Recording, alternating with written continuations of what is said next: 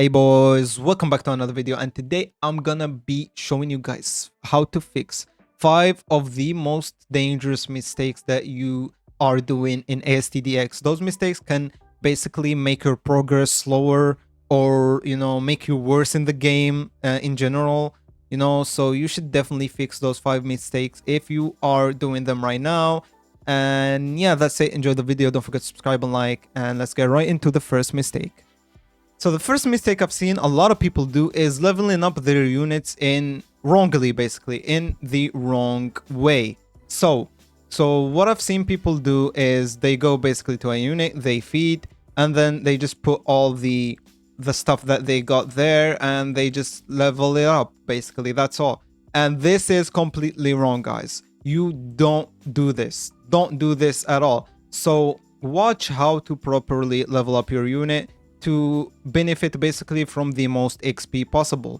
So go to the first level of XP, the XP1, and transform it.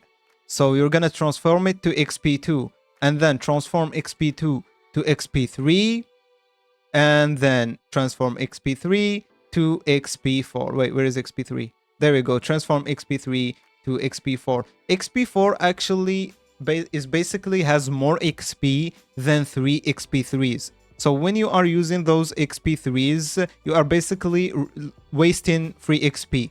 So instead, just get as many XP4s as you can and use those to upgrade your units. And also, if you guys didn't know, the best way to farm those XP materials is from the void bag from infinite mode. Just do it overnight or do it whenever you don't want to play the game or whatever. Just place your units, put them on auto, and then wait until you lose and replay and replay. It's very easily macroable. You can do it overnight. You can do it whenever you want. And that's the best way to farm XP in the game.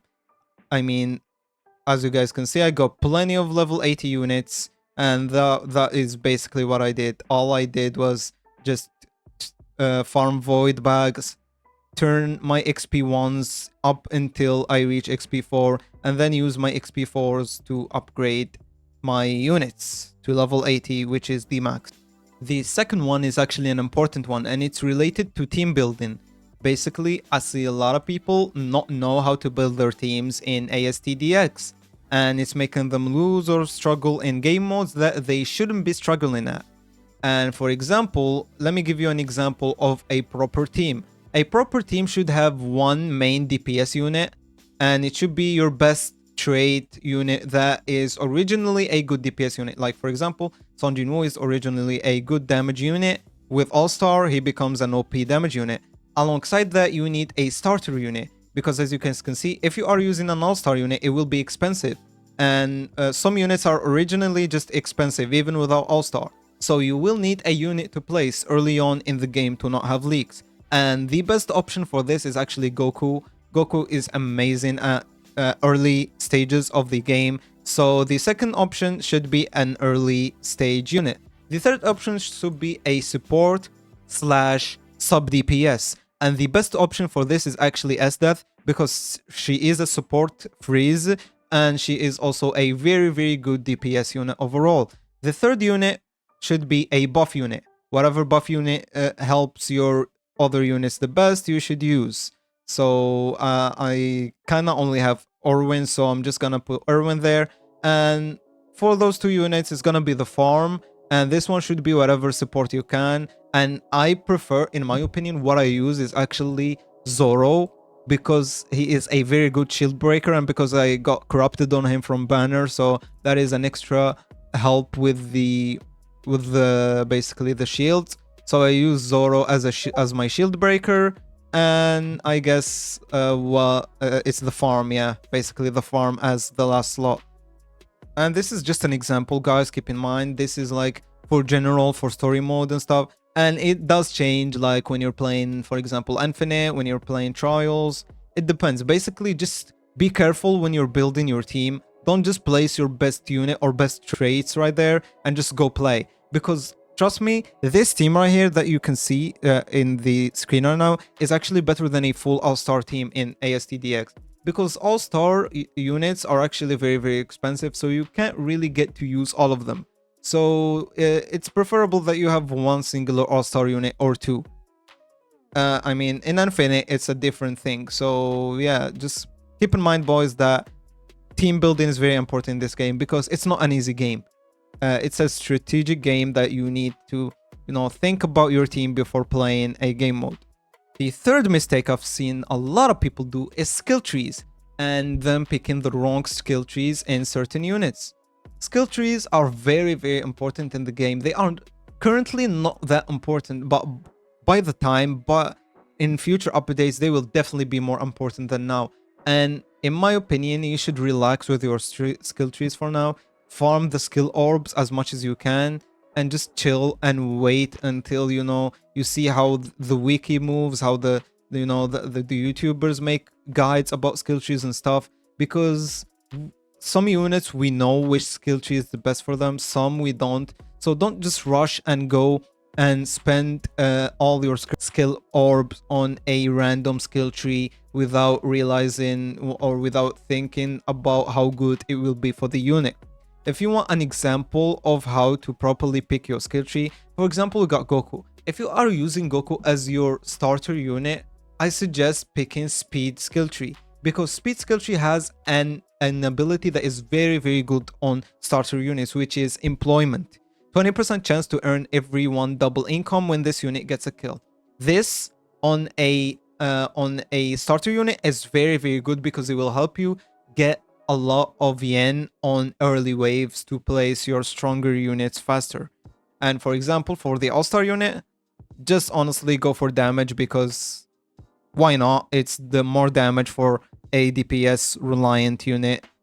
Of course, we take those. And for some support units, it's gonna be good to go for range. For some others, it's gonna be good to go for speed. It depends on the unit, and you gotta actually do some research because before picking your skill tree that you're gonna go for. So don't just randomly pick whatever. I see a lot of people just go for damage because damage is a cool word. So damage, yeah, let me go for damage for every single unit. That is completely wrong.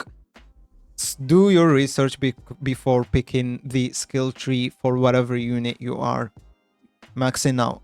The fourth mistake is actually related to traits, because this game actually has an interesting trait system, and it's not just all-star. It's not just get all-star on your unit and you have a good unit. No, some units are good with Bloodlust, some units are good with Genesis, some units are even good with Corrupted.